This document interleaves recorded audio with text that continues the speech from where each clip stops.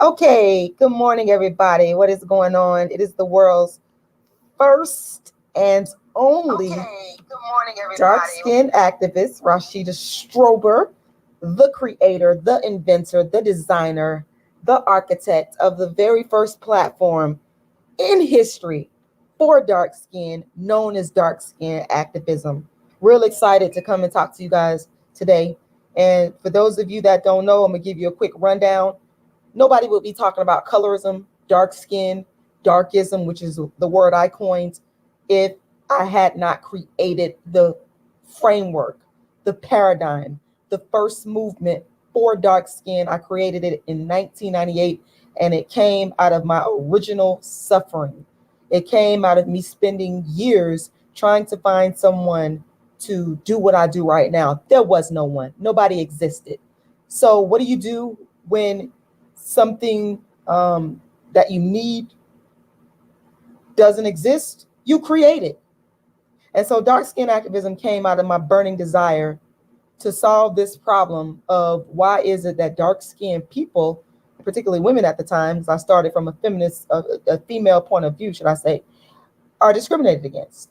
And so I created dark skin activism in 1998 at St. Petersburg College when I began speaking on, I spoke about Alec Weck, the dark skinned Sudanese model, even talked about Lauryn Hill, the dreadlock dark skinned Lauryn Hill. And that was what gave birth to the very first platform in history for dark skin. I want to make this clear. No Rashida, no colorism on social media.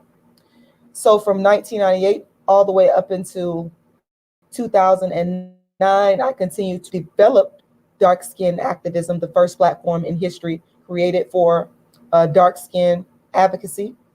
And I developed it through Darkism talks, through my plays about only dark skin, my books about only dark skin.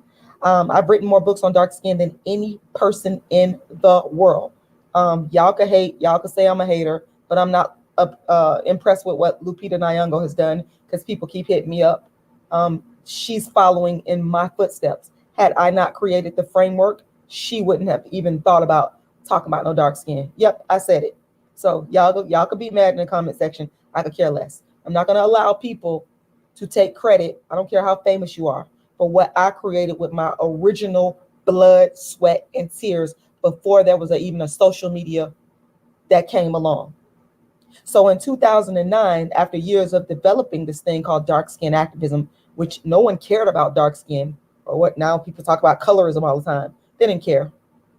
In 2009, I brought the first dark skin, aka colorism, aka darkism channel to YouTube. In 2014, Tommy Sotomayor got wind of my work. And again, nobody was talking about no dark skin. Nobody.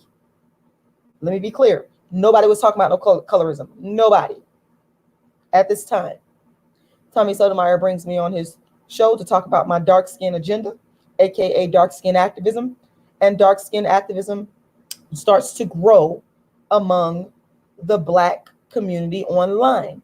Then it became famous as a result of my beef that I had with Kendrick Lamar due to him choosing to marry a light-skinned woman. At the time, he made her his fiance in 2015. I took to social media, Facebook, said what I said, and my comments about Kendrick Lamar and his light-skinned girlfriend is the reason why we have people on YouTube, social media, people like Lupita Nyong'o on television talking about colorism. It all started from that particular act. Now, again, listen carefully. I had already been doing this work way back in 98. People were just beginning to catch on by 2015, 2014. So what happened, people said I was crazy for calling myself the dark-skinned activist after this Kendrick Lamar debacle.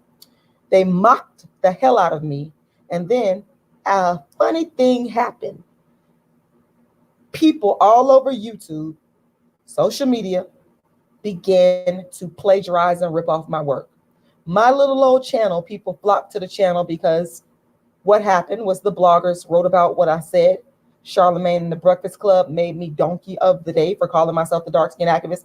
It was, it was like a real chaotic time because people had never heard of what I was doing. They never heard of commentary on colorism or darkism or dark skin before I created it. So they said it was crazy. And then I had people all over YouTube started to copy me. So there's some Black women on YouTube who already had channels where they talked about only Black issues.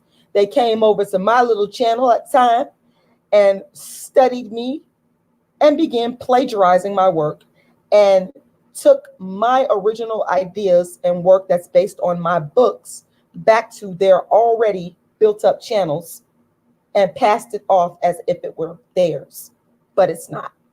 So I'm basically giving you guys a brief history so you understand how this colorism topic came online, how darkism came online, how dark skin activism came online.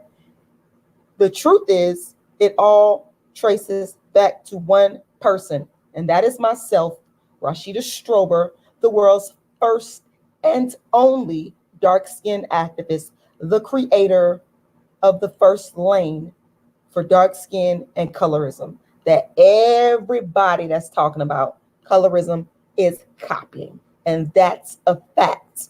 Now, some of you always get haters. Why you always got to say that? Because I'm letting people know the truth. This is my legacy. This is my truth. And I'm not gonna sit by and allow other people to get credit for my hard-earned work. I'm not going to allow it. So I'm gonna drop the truth every time I start my commentary so that people will know. Now, also keep in mind, I have written a book. I told you I've written more books than any human being in the world. That's why I'm not impressed with Lupita Nyong'o jumping on the colorism train after all these years when she could have been started this off when she first came out. But it took you all these years after this platform has been built to start talking about colorism. I don't buy it. I'm not impressed. I've written more books on dark skin than any human being in the world. I have a book called Inventing Dark Skin Activism, the Rashida Strober story, where I am writing a chapter on how I was ripped off and plagiarized. First, I was mocked, ripped off, and plagiarized for my original work on dark skin activism. That's a part of the book. It's all a part of my history, and I'm telling the story. So look out for that book. Meanwhile, you guys can always get my books. I got Darkism, 25 Ways Dark Skin People Are Discriminated Against available. I have A Dark Skin Woman's Revenge available, and I have my favorite at the moment, Token Dark Girl, the It Dark Girl of the moment. So I have a $1 million End Darkism campaign going. If you give in any amount over $40, I will send you an autographed copy of one of my books. All right. So let's go. Let me do what I do. The world's first and only dark skin activist. Don't ever get it up. Don't ever get it up. Shout out to everybody that's watching. Okay. So let me talk about, I'm here to talk about Nina, Ready to Love. And, you know, Nina, when I watched Ready to Love, Nina experiences something that a lot of dark-skinned girls go through. I have personally went through this myself more times than I can count. And it is what, and again, I want to say this real quick because people love to plagiarize my original commentary. It's not yours. If you come into my channel to rip off and steal, it's going to be a problem. You're not the dark-skinned activist. I don't watch other people's videos to get ideas. This comes up out of my brain. So get off my channel coming to steal. Let's keep going. Dark girl isolation is something that's real. And it actually starts, I would argue that it starts in preschool, kindergarten. Started for me in kindergarten. I remember being isolated. And when I say isolation, because, you know, some people will argue that, okay, Nina she was over there being standoffish. But I don't necessarily think that she was being standoffish, because you could clearly see that she has a very nice personality. Okay. She does not have an attitude. I don't read attitude problem from this woman. So I'm not going to sit here and say that Nina was standoffish because she has an attitude problem, because people love to tack on the attitude problem to dark-skinned women. This is not the case with Nina. I believe that, and I can't prove this, I never met this woman a day in my life, but I'm just going off of my prior experiences and what I've seen before happen with dark skinned women. I believe that she felt isolated in part because the lighter skinned women were getting all of the attention. Yeah, I said it. That was a part of the, I'm not going to say that's the only thing, but that's a part of the isolation. And sometimes people, it's what a person doesn't say. I remember she was having a conversation with someone where she said something to the effect of, I think it might have been Chica. She said something to the effect of she was not used to having all these women around and she was used to being the only woman. Okay. So that indicated to me that obviously these men were not paying her as much attention as they were paying some of the other women, namely Alexis, who to me is mixed. She is mixed with something. Y'all can argue about that in the comments. To me, she's mixed and she's light-skinned with good hair. And Divine, the other light-skinned woman. The men, the majority of the men were focused on pursuing those two women. They were at the top of the list. And from there, it started to trickle down to the other women. Okay. The other darker skinned young lady, I can't remember her name, but she, you know, she was one of the ones that they did pay attention to, but she's not as dark as Nina. Okay. And she was, you know, a little bit more, she was more talkative. But I don't believe that the men were paying Nina enough attention. They were not making enough effort. And folks, this is what I call dark girl isolation, because this happens starting in preschool even. But I really started to experience it in kindergarten. And it happens with both the men and the women, the girls and the boys at that point, should I say. If they don't feel that you look good enough, then they tend to not pay attention to you. And in the Black community, looking good enough is associated with skin tone, with dark skin. So for example, in kindergarten, yes, I'm taking it all the way back to kindergarten, there were two light-skinned, good hair girls. Actually, one of them was a little bit darker, but she had, you could see she had like, she was mixed with something, a mixed dark-skinned girl. So they're high up on the hierarchy, above the regular dark-skinned girls, like that look like myself and like Nina. They were like the most popular, just like on this show, Ready to Love. This is no different. It's just a grown-up version, folks. This is a grown-up version. And they got all the attention for being light-skinned and having good hair. They got all the attention. And some of the dark-skinned girls, now here's where personality can come into play in terms of things like whether or not you're introverted or extroverted. If you see that you're not being paid attention to in the same way as the other females are, some of the dark-skinned girls tend to draw back. And this is why I have a problem with people saying, you know, it's the stereotype where people say, well, dark-skinned girls are aggressive. Dark-skinned girls are loud. Okay, clearly, Nina was not being aggressive. Clearly, she was not being loud. But if she would have came up on these men being more aggressive and being loud, she would have got penalized for that. So it's like, you know, she chose the dark-skinned girl isolation stance, but it's almost like a catch-22 because we can't seem to win for losing. If she would have chose the loud, aggressive stance, everybody and their mama would have attacked her like they were. I saw them coming for her in the comments. This woman's personality, to me, from what I see, she seems like a nice person. She seems on the quiet side. She's soft-spoken. Yet she was still isolated. And this is what happens to so many dark-skinned girls. That's why I say I love when people just lie and come up with all these stereotypes about how aggressive dark-skinned women. Explain to me why Nina was not aggressive and loud and soft-spoken, yet she was still isolated.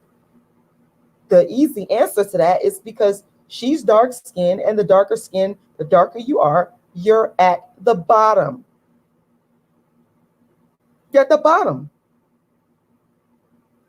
And when we see this, when we see that, the men are choosing the lighter skinned women first, like I said before, some of us will just draw away. We'll just say, okay, and kind of just let the men do their thing and back away. A lot of dark-skinned women actually do that. And that's why I'm not understanding why people always love to put this stereotype of this aggressive dark-skinned woman that wants to come for all the men and make the man be with them. That's not what she was doing. That's not what she was doing at all. Clearly,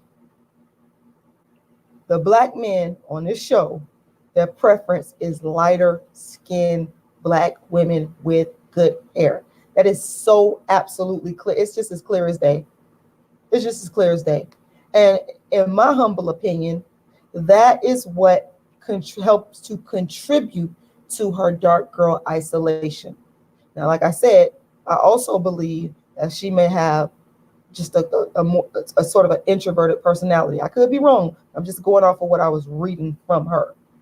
Now, conversely, I will say that she did sort of come out of that isolation and try to push herself out there when she was, I believe his name is Mario. When she was talking to Mario, I noticed the way that Mario was interacting with her. He was interacting with her in a way to sort of pander to her. It wasn't in a genuine way to say, I like you, or I want to really, spark some conversation with you and get to know you. It was just, okay, I'm here, I'm mingling, I'll talk to you, but you're not really the one that I want to date. Okay. And clearly, Mario was someone that Nina wanted to date. So when she pushed herself out there, you didn't get the genuine vibes from the men. It wasn't genuine to me. I didn't feel that. Okay.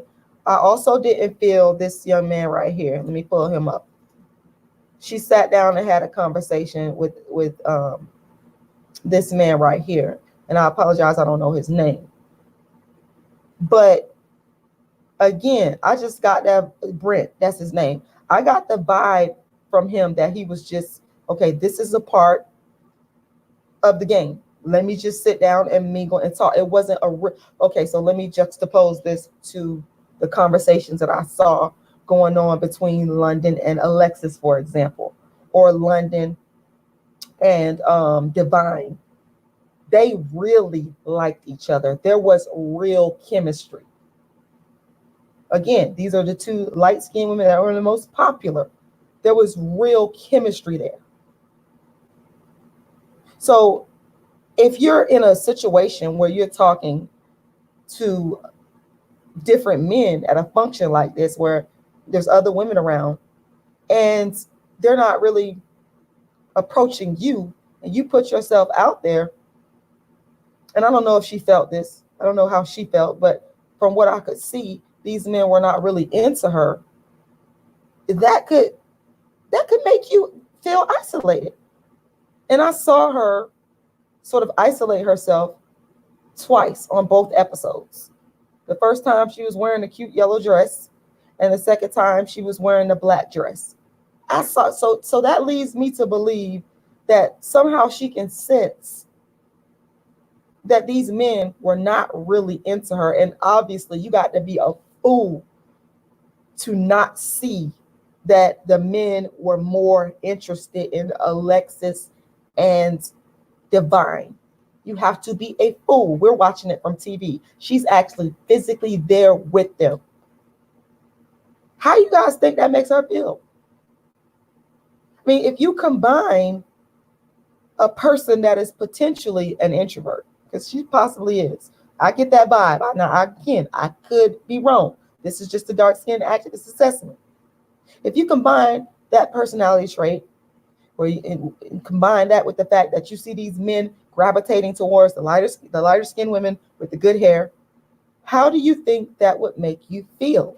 How do you think that would make you react? I have been in those situations myself, and I myself retreated.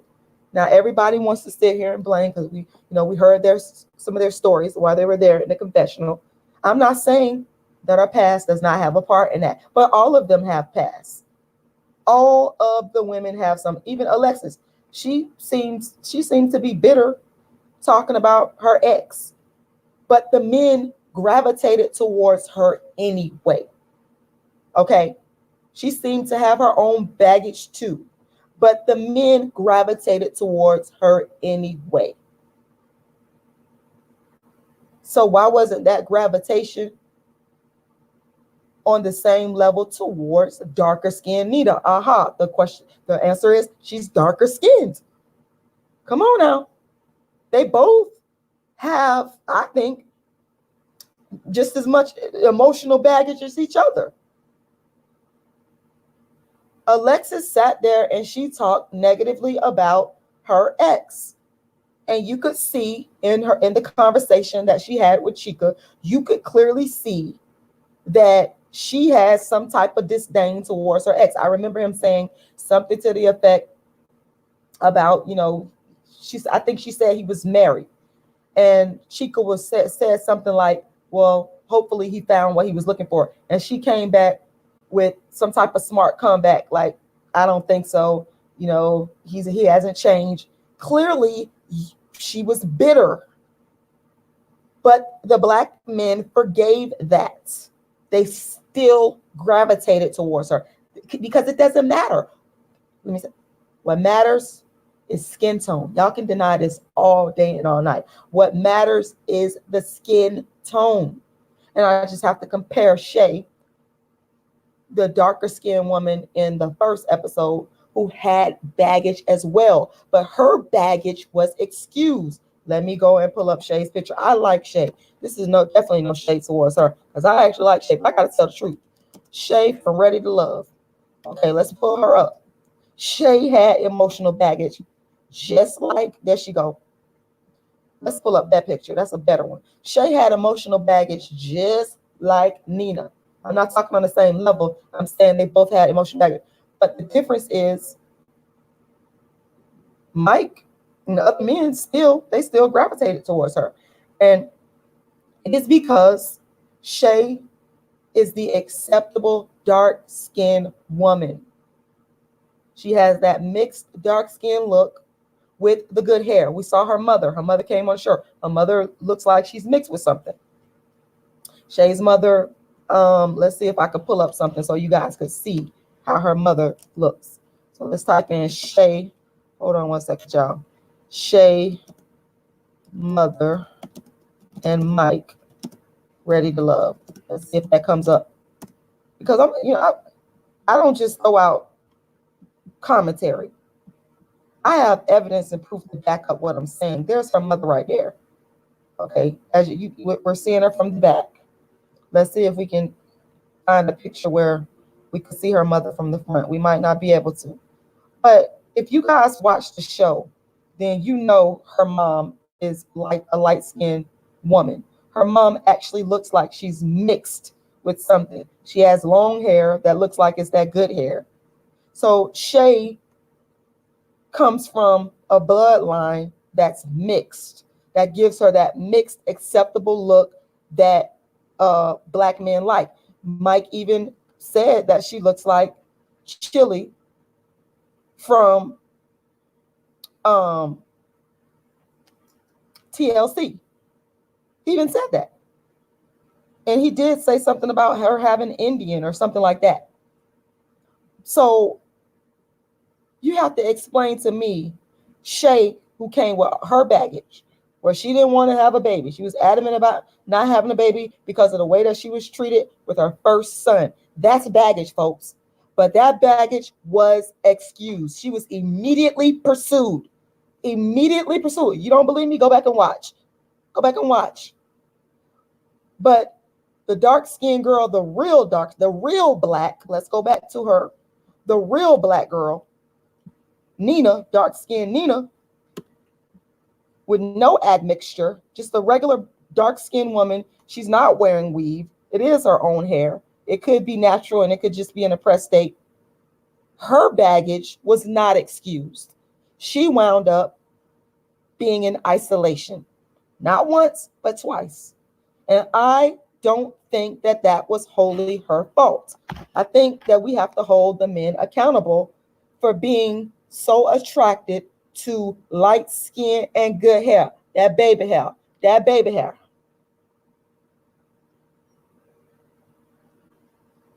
We have to hold our men accountable. Because why weren't the men making Nina feel comfortable? Why weren't they gravitating towards her? They didn't do it. The effort is always on when you are a dark-skinned woman that has no admixture. You're not mixed with anything. You're not mixed with Indian. You're not mixed with white. You're not mixed with any other race. When you are a full-blooded, dark-skinned black woman, the onus is always on you. It's always on you. Okay? It's on you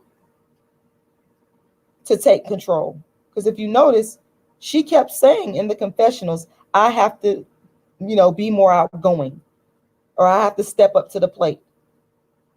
I didn't hear anything about the men saying that, well, they had to make more of an effort to step up to the plate and, talk to more of these women. The men, what I heard in the confessional, what I heard in most of their confessionals is the top two women on their list was the light-skinned ones. The light-skinned ones with the good hair. And that would be Alexis and Divine. That's what I kept hearing over and over and over from the men. So it's like the darker skinned woman is expected to force herself, because they weren't being pursued in the same manner. Even what's her name? I cannot think of her name, but the other darker skinned one, she was like, am I in competition with Alexis? She even said that. So they found themselves having to pursue, where the light-skinned woman with the good hair, they were being pursued. But the dark-skinned woman found herself in the position of having to pursue. And I'm not this to pursue any man. Let me just stop right there, because this makes me upset. I am not going to pursue any man. Dark-skinned women do not deserve to be in isolation because of the baggage that they've had. Where y'all accepting all this baggage from the light-skinned woman with the good hair, but we got to be over in isolation, and we got to step our game up and pursue you. Do not pursue a man, dark-skinned women. Let me tell you something. Rashida Strober does not pursue any man. Rashida Strober don't do that. Rashida Strober does not. You're right, Bridget. Nina is very attractive. She does not have to pursue them. Don't pursue these men. That's the number one thing that I have learned. People call me all kinds of names. Oh, you ugly. You nappy headed. You this, you that. But guess what? I'm not out here pursuing no man. I'm not out here pursuing no man. They're pursuing me. Let's get that. We're going to get that real clear. The men are pursuing me, and that's how it's going to go down. That's how it's going to be. You're going to either deal with you. You're going to work. I'm not going to be sitting up there calling you. And I will say, now, sometimes that could cause us to kind of appear standoffish.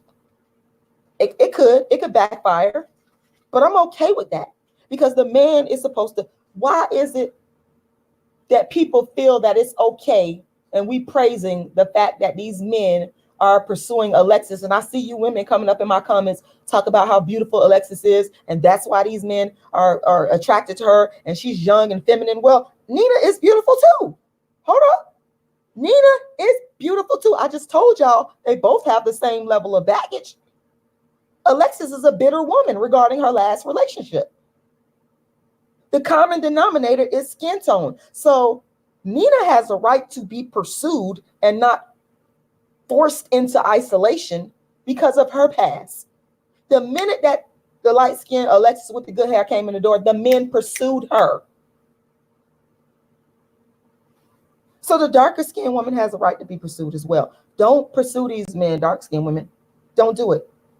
That is the biggest mistake that I think some of us thank you, Gab Talk Media. And that's what was happening with Nina. I saw it clearly. I saw the unfairness, the darkism. That's why I'm making this live, because I believe that she was partially forced into isolation because the men were pursuing the light-skinned women.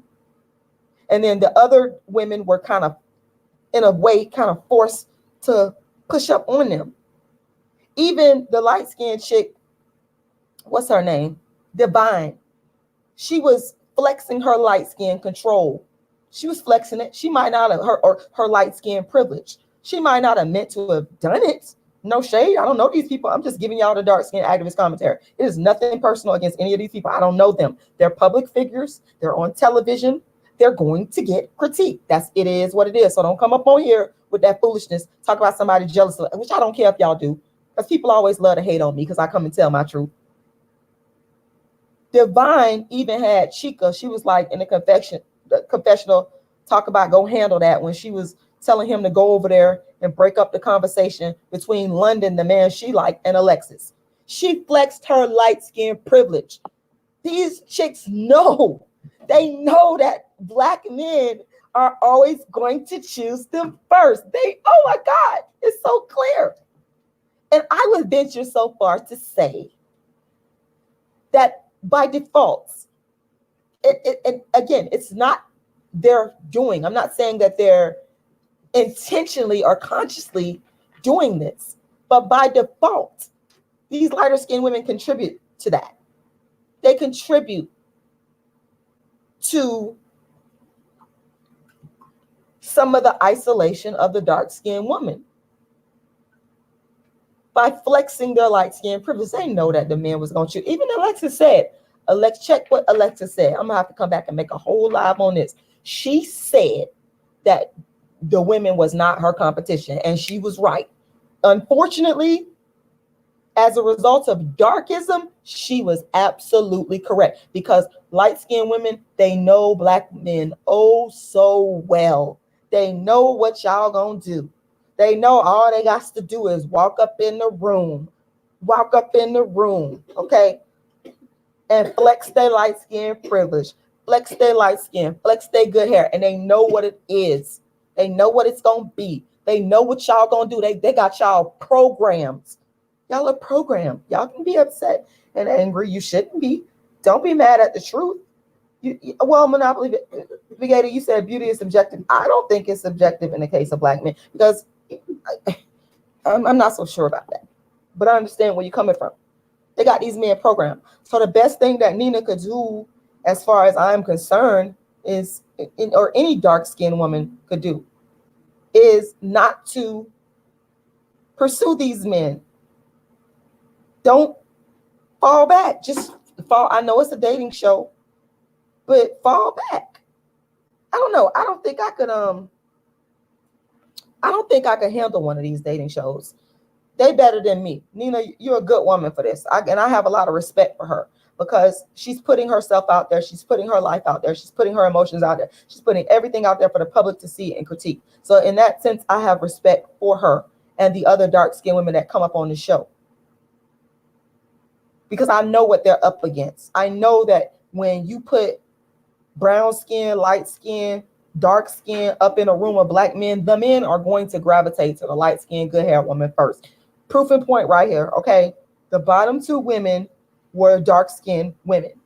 The attorney, they tried to blame it on the fact that this woman was an attorney. Oh, she's aggressive.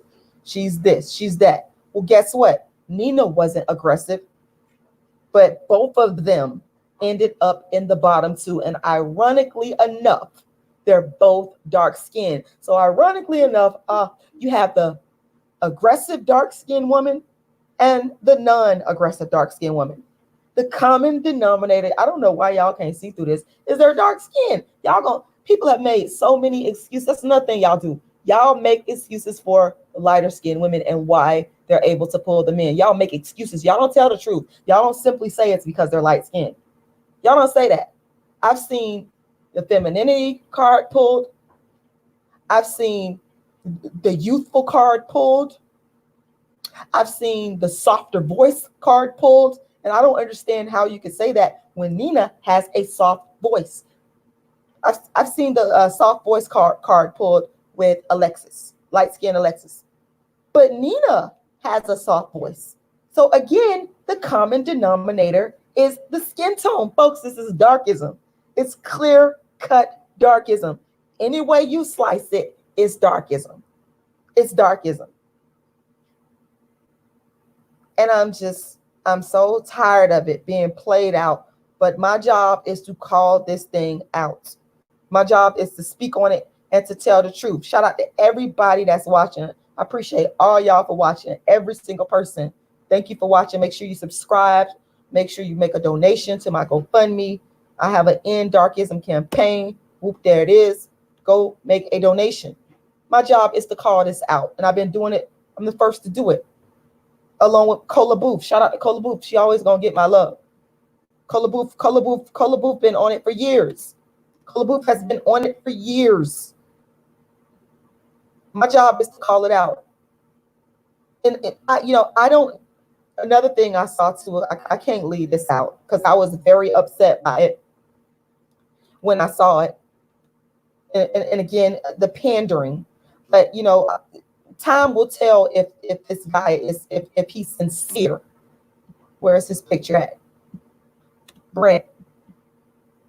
I'm going to try to give him the benefit of the doubt because time will tell by the end of the season if he is sincere. You're going to know if somebody is really sincere when you watch their actions. Not necessarily, especially a man. You can't go off of their words. You have to watch their actions. But what I noticed with Brent is how he shook Nina's hand real fast, didn't even look her in the eye, and he shook it firmly. And he just kind of kept it moving. Did anybody see that? What's the dark skin activist pays attention to everything when it comes down to doctor. I cannot help it. I'm the creator of this whole game. I'm the creator of the whole lane. So I pay attention to all this stuff. I watched this man shake her hand firmly and not look her in the eye. And he was looking in the other direction. I don't know who he was looking at. My guess, it was probably one of the light-skinned chicks. But I don't know that for sure. Yeah. So here's the thing with him. Yes, he did make conversation with her. But I got to see where this is going to go between them. I got to see if this is sincere. I got to see. It's going to be interesting to see. Now, Chica, on the other hand, let me pull up Chica. I will say to Chica's credit, and I felt like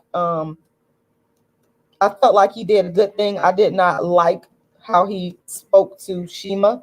She is lighter skinned, but I don't like it when men speak to women disrespectfully. But what I will say that I like, there goes Chica right there. And his good friend is, of course, the light-skinned chick, Divine, and they was plotting together. But I'm going to give Chica some credit. I'm just to give Chica some credit. Chica did try to kind of comfort Nina after he found out what went down between Nina and light-skinned Tundi, because ironically enough, Mario, he even said, oh my God, I gotta pull these people up. Mario said that Tundi, he wasn't even checking for Tundi, but he gave Tundi a chance. But when Nina was up in your face, you telling her, well, I hope you find a husband, and the woman liked you, but you didn't really care about whether or not the woman found a husband. You was just saying something to get her out of your face, because she was like, I'm glad you're here. And he was like, well, I hope you, she said, I'm looking for a husband. And he was like, I hope you found a husband. And he kind of said it, when a guy, I could tell when a dude, when they just kind of like pandering to you, they talking to you, but they really want to get up out your face. That's what I got from him. Okay. But he knew that this woman liked him. But Tundi is light skinned and she's not even that good looking. And Mario said out of his own mouth, let me go type him in, Mario Ready to Love. He said out of his own mouth, y'all, that Tundi was not even on his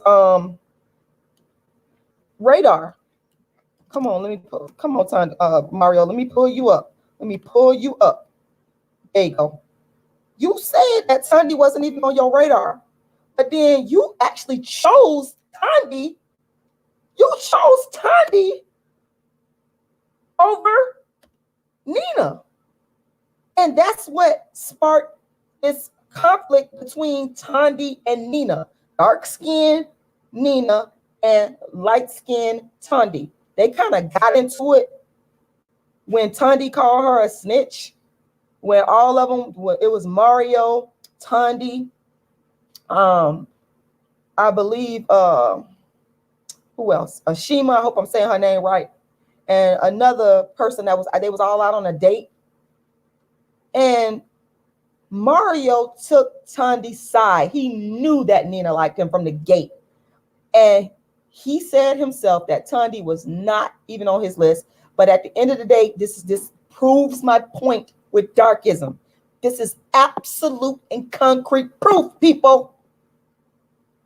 Mario still chose the light-skinned Tundi over the dark-skinned Nina.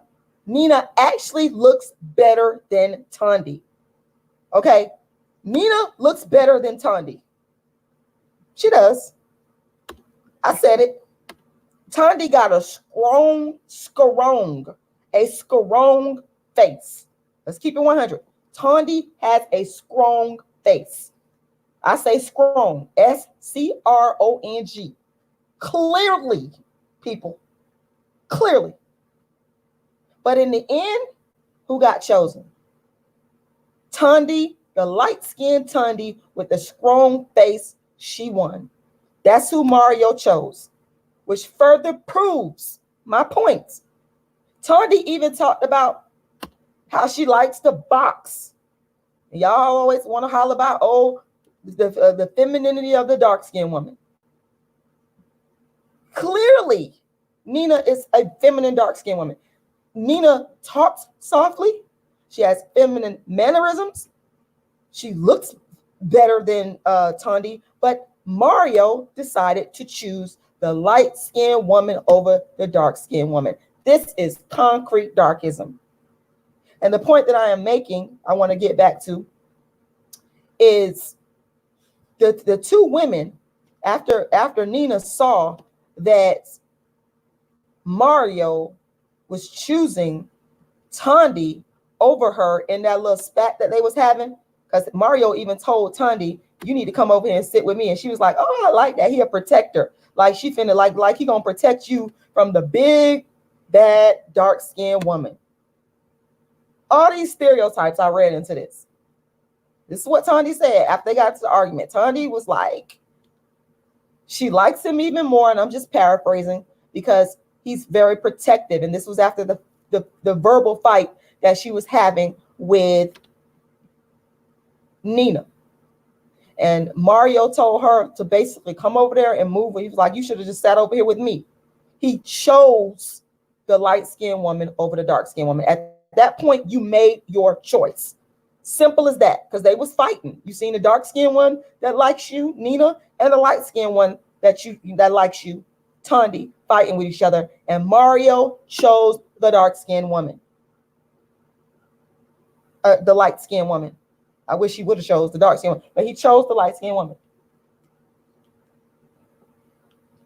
So Chica steps in at one of the mixers that they had, and what I like about what Chica did, he did try, this is Chica right here. He did try to come in between the ladies and try to resolve it. So he was one of the people that came to Nina's aid and kind of, felt her out in terms of seeing what she was feeling, because she was sitting over there by herself. And he came over there and tried to pull the ladies back together. But more so, I like the fact that he was talking to darker skinned Nina to kind of see what was going on with her. And we wonder why we have dark skinned women in isolation after getting treated like this. We wonder why, people.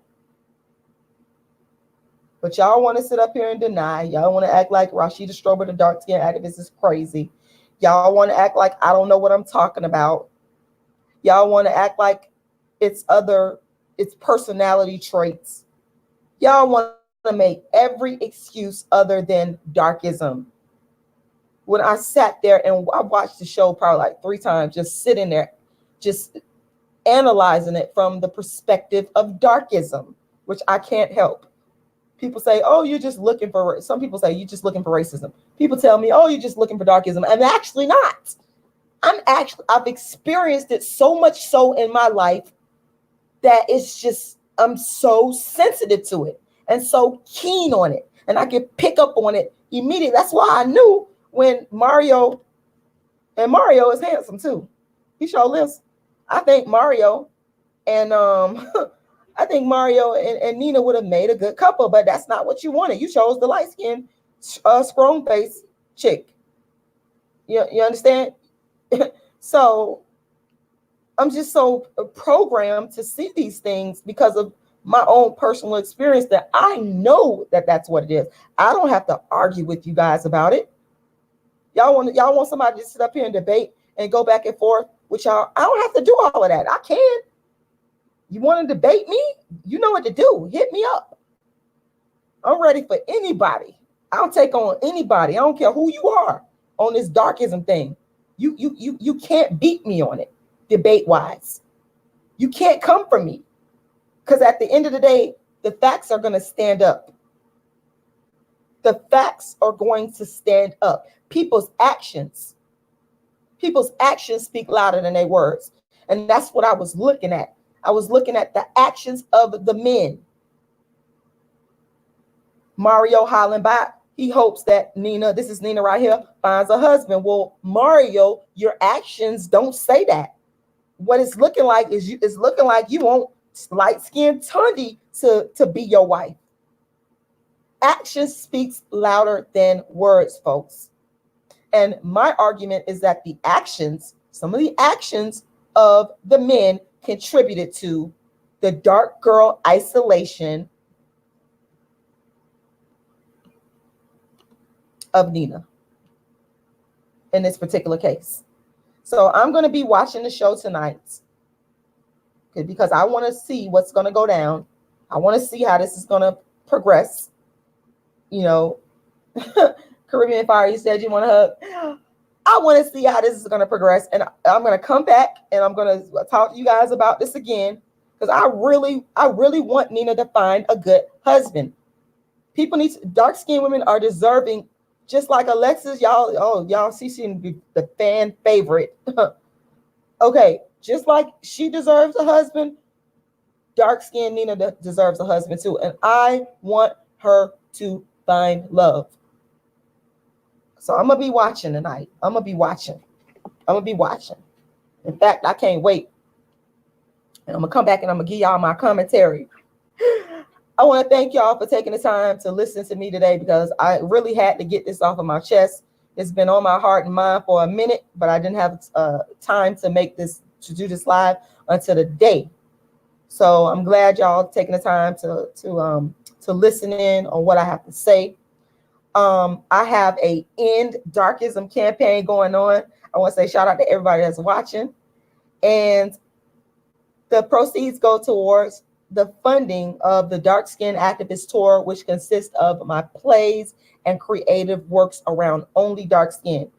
I have written more books on dark skin than anybody in the world. And I am looking to expand the Dark Skin Activist Tour. So everybody needs to make a donation to help me do that.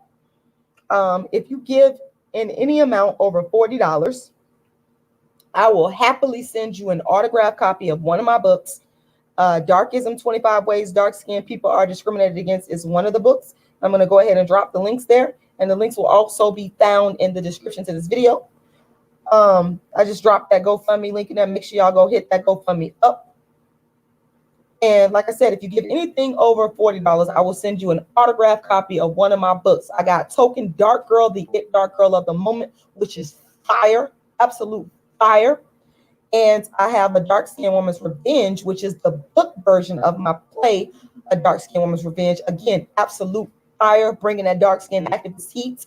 And then I have Darkism, 25 Ways Dark Skinned People Are Discriminated Against. So if you donated in any amount above $40, I will make sure I get you an autographed copy of my book. Everybody needs to learn about darkism and dark skin activism. And we also need to end it, especially in the dating realm. This is what the dating and marriage realm I'm trying to get y'all to understand. This is so important. So go make that donation.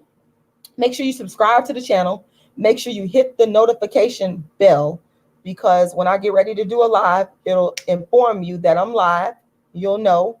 I want to say thank you to everybody that's subscribed, everybody that's been watching my videos. I appreciate all of y'all, even the ones that come on here and want to argue and disagree with me and go through the motions. You know what? I appreciate y'all too.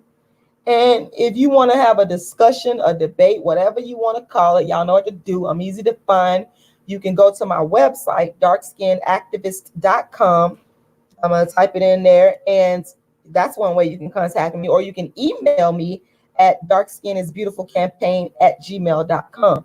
But this is the website, darkskinactivist.com. If you go to the website, you can, of course, scroll around the site, take a look. But if you scroll on down, you will see the email address at the bottom of the website.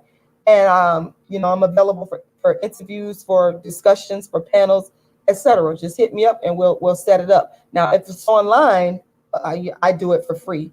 If it's not online, we have to discuss what my fee schedule is. So, yes. So anyway, like I said, make sure you go and make a donation. It's very important that my goal is to raise $1 million. It's very important that I reach this goal so that I can expand the Dark Skin Activist Tour that features the creative works of the world's first and only dark skin activists, as well as Darkism Talks. So I got to get out of here. But again, I will be back because I'm gonna watch Ready to Love tonight and see what goes down. And I'm gonna come back and I'm gonna give you guys my commentary again, because I'm watching these men hard, because I want to see. I'm trying to give them a chance. I'm trying to, again, anybody that's really followed me, you know that one of the main reasons why I started dark skin activism is to bring the Black man back to the dark skinned Black woman in balance. In balance. And as we see with this show, it is not in balance. It's not. It's not. It is the world's first and only dark skin activist, Rashida Strober, the creator, the inventor, the designer, the architect of the first platform in history for dark skin, known as dark skin activism. Make sure you donate and subscribe. I want to thank you guys. Thank you, Andre Delaney. You said Dark Skin Woman's Revenge is very good. Thank you very much. Y'all need to get the book. $40 or more in donations will get you a copy of a dark skin or autographed copy of A Dark Skin Woman's Revenge.